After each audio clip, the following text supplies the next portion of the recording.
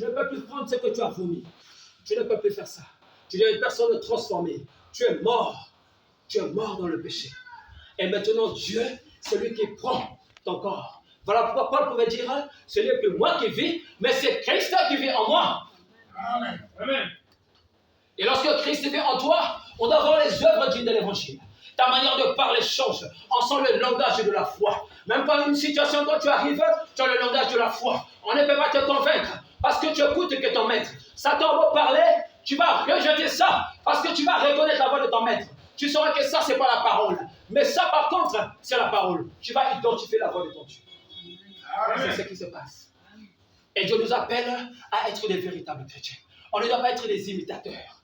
Il ne faut pas être un imitateur. Moïse, lorsqu'il était dans l'Égypte, lorsque Dieu lui a donné ce bâton, il a dit avec ce bâton, quand tu déposeras, c'est dans un serpent. Lorsqu'il est arrivé, Pharaon a voulu imiter.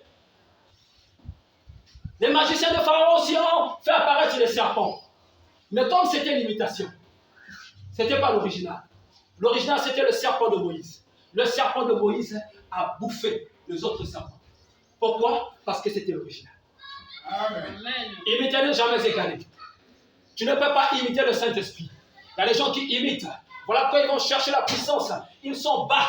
Ils vont voir les sirènes. Il y a des pasteurs aujourd'hui qui vont consulter les sirènes pour chercher la puissance. Ça montre à quel niveau ils sont bas. Ils sont dans l'imitation. Voilà pourquoi lorsqu'on voit les œuvres avec les yeux spirituels, quand Dieu les a ouverts, tu vois que celui-là c'est un faux serviteur de Dieu. Parce que ce qu'il fait est contraire à la parole de Dieu. Depuis que vous venez ici, je n'ai jamais demandé de l'argent à quelqu'un. Vrai ou faux? Je prêche la parole de la pureté.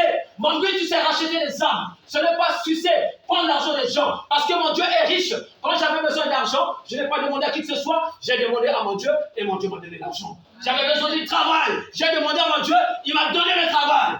Et là, il m'a donné encore un autre travail. Deux travails à la fois. Alors, ne blaguez pas avec ce Dieu. Ne blaguez pas avec ce Dieu. Voilà. C'est ça. On n'est pas dans l'imitation. Il faut faire attention. Là où tu mets les pieds, ça fait pitié. Ça fait pitié. Mon peuple périt par manque de connaissance. Tu ne connais pas. Tu vas quelque part, on te sort des enveloppes, on te demande de mettre l'argent. Tu donnes l'argent avant qu'on prie pour toi. C'est écrit. Qui a fait ça? L'apôtre Paul a fait ça? Non. Est-ce que Pierre a fait ça? Jésus a fait ça? Maintenant, celui qui fait ça, là, tu ne vois pas qu'il est contraire à Jésus. Tu ne vois pas qu'il ne travaille pas comme Jésus. Tu ne vois pas que c'est un mercenaire. Mais c'est un mercenaire, ce n'est pas un serviteur de Dieu. Les gens vont s'agenouiller, ils posent des mains, ils mettent de l'huile sur les têtes des gens. Ce n'est pas possible. C'est écrit. Il faut faire attention. Dans la vie, il faut faire un choix. Dans la vie, il faut faire un choix. On doit servir Dieu dans la vérité. On doit servir Dieu dans la vérité.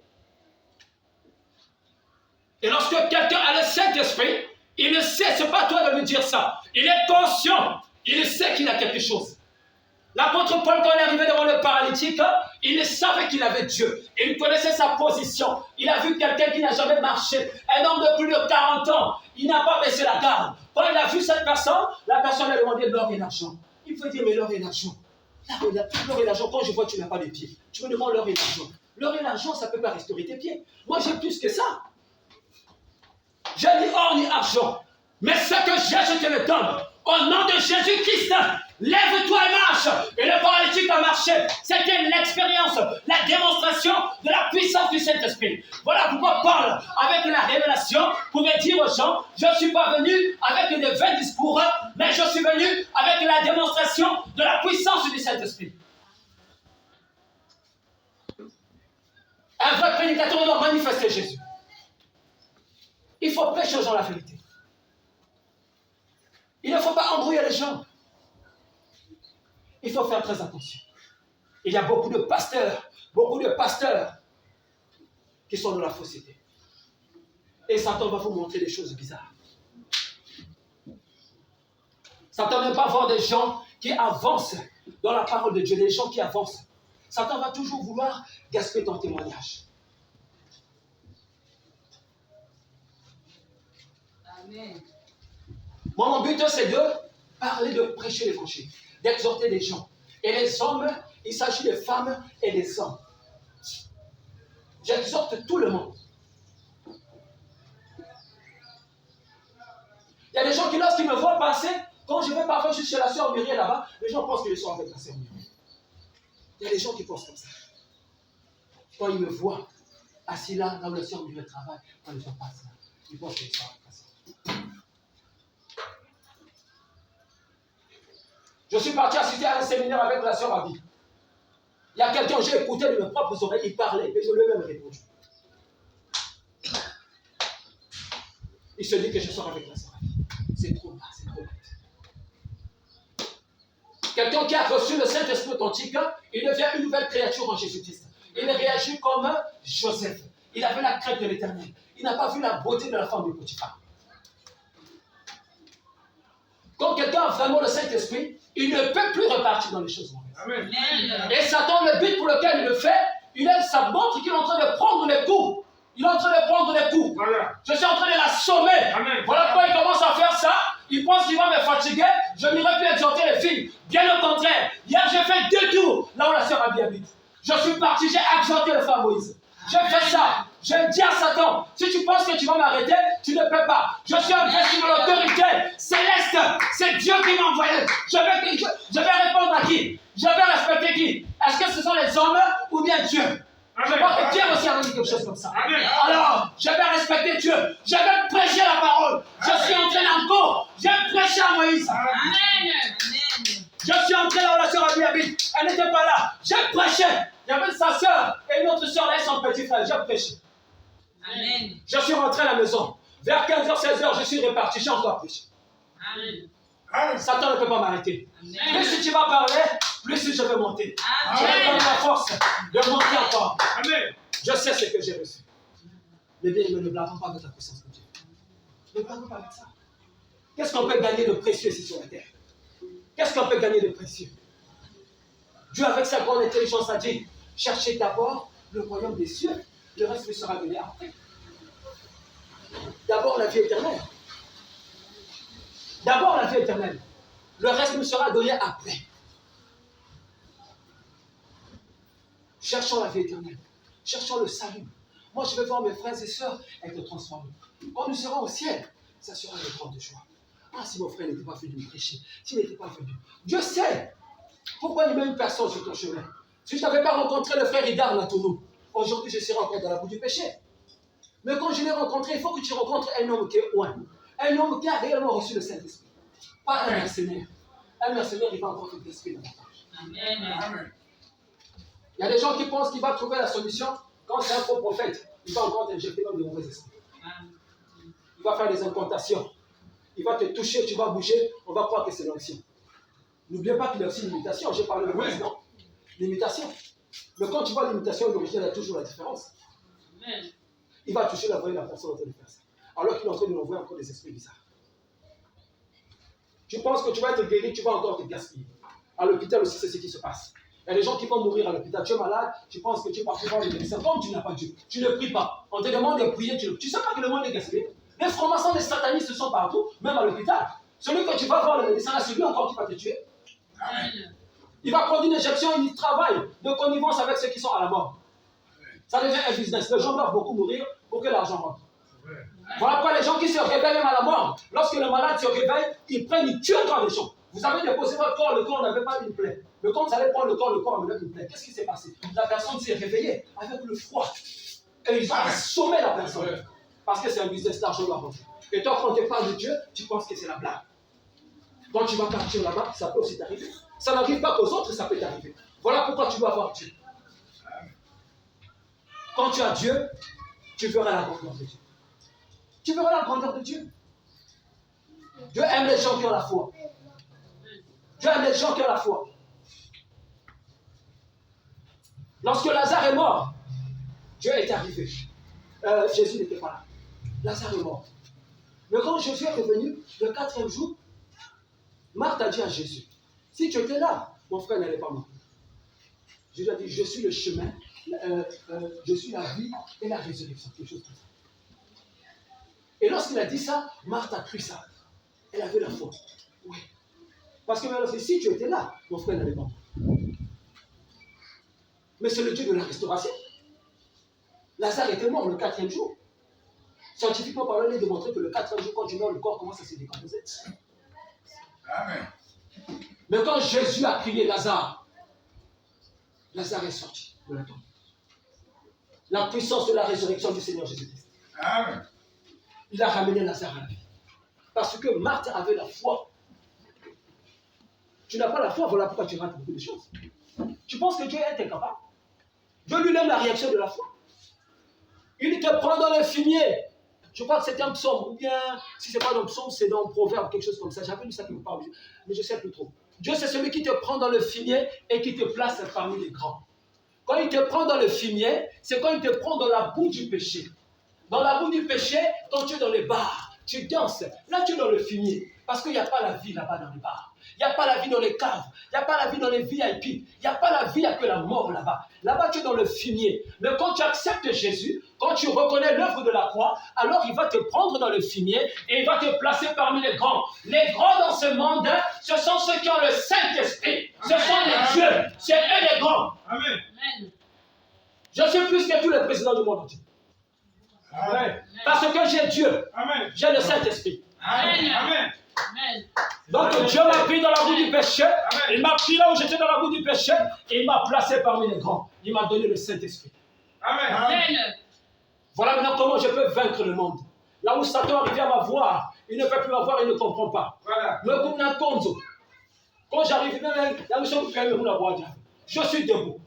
L'équilibre. Qui est rentré là? Le maître des temps et des circonstances. Amen. L'alpha et l'oméga. Le Dieu qui n'a pas de limite. Le Dieu de la restauration. Et aujourd'hui, s'il t'a appelé, c'est parce qu'il veut te restaurer. C'est pourquoi Dieu t'a appelé aujourd'hui. Il va changer ta vie. Reconnais seulement l'œuvre du calvaire. Il a donné sa vie en sacrifice sur la croix. Il a accepté qu'on le cache dessus. Qu'on le frappe. On l'a maltraité. On l'a crucifié nu à cause de toi. Amen. Et quand tu reconnais l'œuvre de la croix, alors Dieu doit agir dans ta vie. Il a déjà tout accompli. Tu ne dois plus voir tout le mal que tu as fait. Les péchés commis, il ne voit plus ça. Dieu a déjà pensé, c'est pour ça qu'il est mort sur la croix. Amen. Il a pardonné tout ça. Il ne faut plus penser, Satan va faire résonner ça dans ta mémoire. C'est toi qui avais fait ci, c'est toi qui avais fait ça. Tu dois lui dire que Jésus-Christ a déjà payé le prix pour moi sur la croix de Golgotha. Amen. Je suis libéré. Et là, tu dois maintenant commencer à marcher. Il ne peut plus t'arrêter. Tu peux arrêter de consommer l'alcool. Tu peux arrêter la vie impure. Tu peux arrêter d'aller dans les tables, dans les VIP. Tu peux mener une vie digne de l'évangile. C'est le Saint-Esprit qui va te faire vivre la parole. Amen. Amen. Amen. C'est ce que nous devons croire. Dieu veut nous transformer, il veut nous changer. Acceptons l'œuvre de la croix. Acceptons l'œuvre de la croix. Et ce matin, puisque vous êtes venus ici, moi je reconnais que j'ai l'autorité suprême.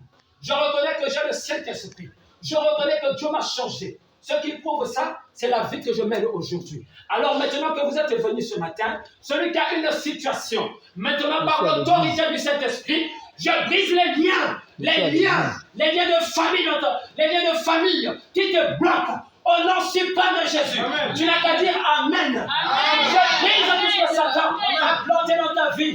Je restaure tout ce que Satan a volé dans ta vie. S'il avait volé ta réussite, je restaure Amen. la réussite dans ta vie. S'il avait volé tes enfants, je restaure les enfants au nom de Jésus. S'il avait volé ta santé, je restaure la santé au nom de Jésus. S'il avait volé ton travail, je restaure le travail au nom de Jésus-Christ. Il faut le croire. La parole de Dieu ne peut pas faillir. Amen. Peu importe ce que le diable avait volé, je restaure ça au nom de Jésus. Amen. Tu dois le croire. La vérité. J'espère que nous avons été bénis ce matin. C'est une bonne prédication et je me sens très bien. Amen. Que le Seigneur vous bénisse. Amen.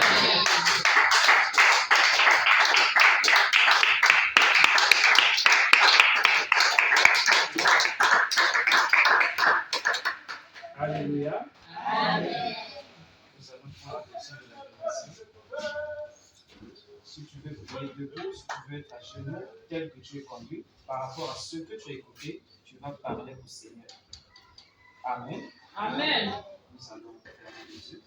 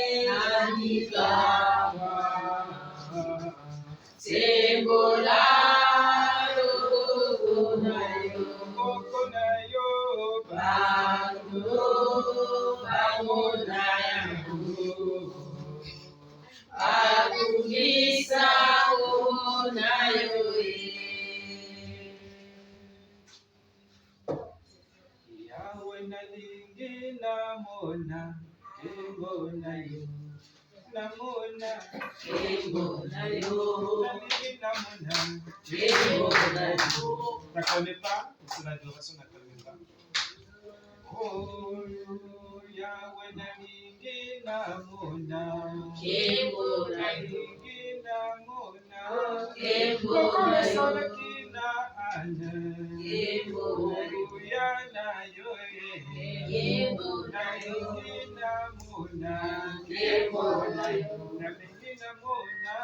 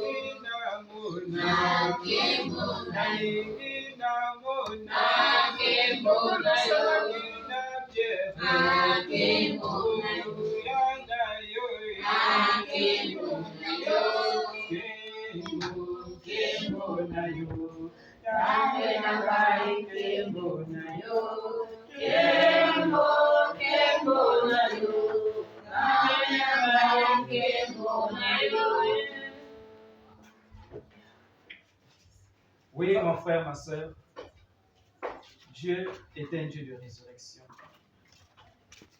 C'est un Dieu qui restaure ce que le diable a volé dans ta vie.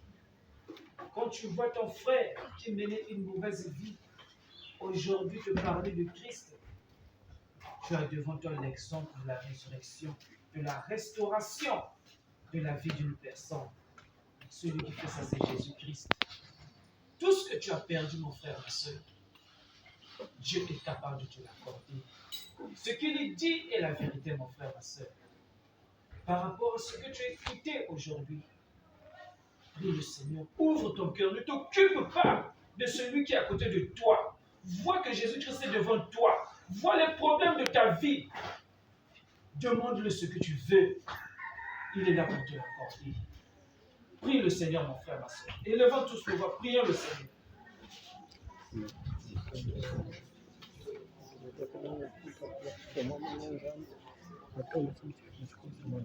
Oh Seigneur Jésus-Christ. Toi le Dieu véritable. Toi le Dieu, tu ne manges jamais. Toi le Dieu infaillible. Tu es le Saint-Esprit. Ta parole nous a révélé, Seigneur Jésus-Christ, que tu es venu te sacrifier à la croix pour nous pardonner, Seigneur, pour nous restaurer, Seigneur, pour nous donner la vie éternelle, Seigneur Jésus. Tu as dit, celui qui croit, il sera sauvé, Seigneur.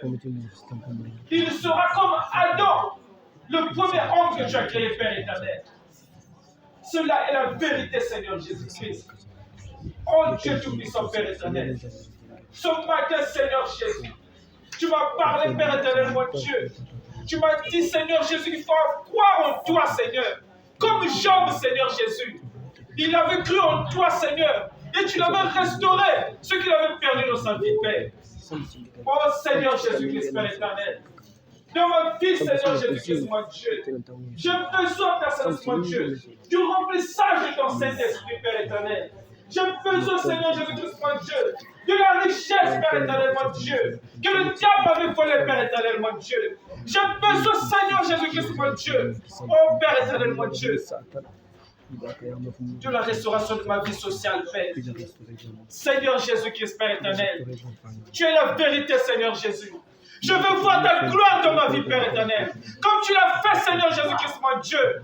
Oh Père éternel, sur tous ceux qui t'ont cru, Père éternel.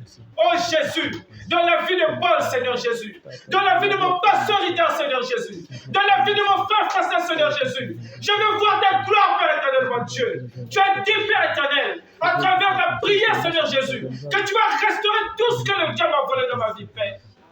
Oh Jésus-Christ, mon Dieu, Père éternel. Tu ne m'as pas appelé ici en vain, Seigneur Jésus. Tu m'as appelé pour me bénir, Père éternel. Seigneur Jésus, tu as dit, si je demande quelque chose dans ton nom, tu vas me l'accorder, Père éternel. Seigneur Jésus-Christ, tu es la vérité. Tu es le Dieu qui ne faillit pas. Tu es le Dieu qui ne ment pas. Tu es le Dieu qui bénit. Je t'ai vu dans ma vie, Père éternel. Je réclame les bénédictions de ma vie. Au nom du Seigneur Jésus-Christ, au Père. Oh Dieu Tout-Puissant, merci pour cette parole que tu as placée dans mon cœur, Père.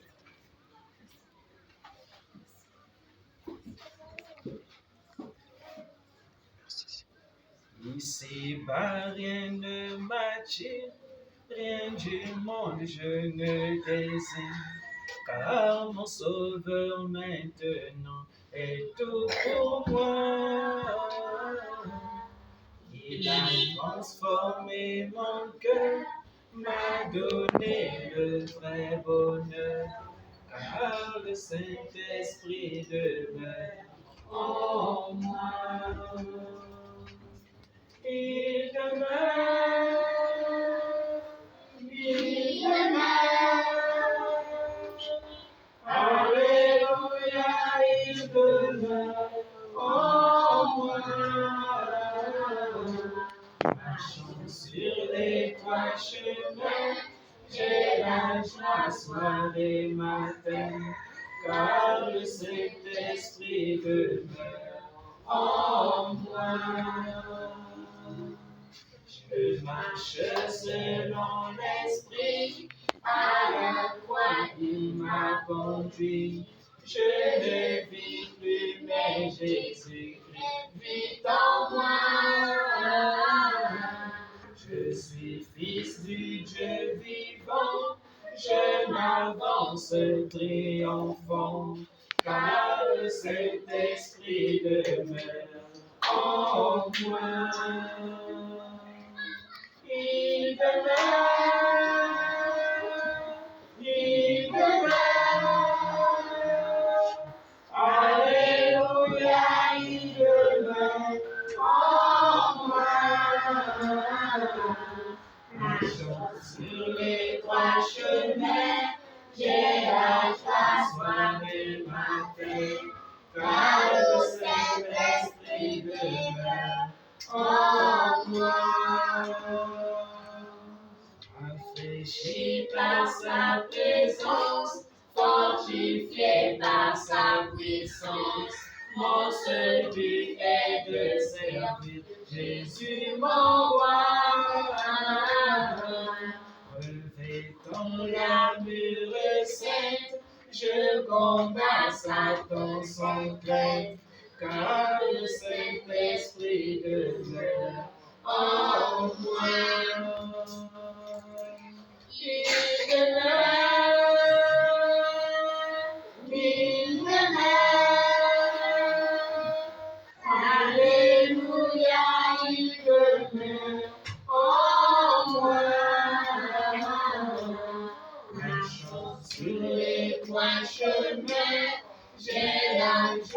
soir et matin. Cet esprit demeure en moi. Toujours avec vos yeux fermés. Mon frère, ma soeur, c'est Dieu qui t'a tiré ce matin ici. Ne pense pas que cette prédication a été un spectacle, mon frère et soeur. Ce qui se dit ici est la vérité, frère et soeur. Les témoignages qu'on donne ici, mon frère, ma soeur, c'est pour t'amener à croire que Dieu va te demander ce que tu vas demander. Tu n'es pas venu ici en vain, mon frère, ma soeur. Tu n'es pas venu ici pour rien. Tu es venu à l'hôpital céleste. Tout ce qui te tourmente, les problèmes de ta vie, Dieu est là pour les résoudre. Et Dieu résout les problèmes à travers notre homme, à travers le moyen qu'il nous a donné, la prière. Exprime ta requête en levant tout simplement ta main. Pendant que nous allons demander au frère Fesley d'intercéder en faveur de ton problème. Et Dieu accomplira ton désir. Car il est un Dieu qui ne ment pas. Il est un Dieu qui agit. Il est un Dieu qui répond. La Bible dit, il est près de celui qui lui invoque avec sincérité. Et il accomplit les désirs de ceux qui le craignent.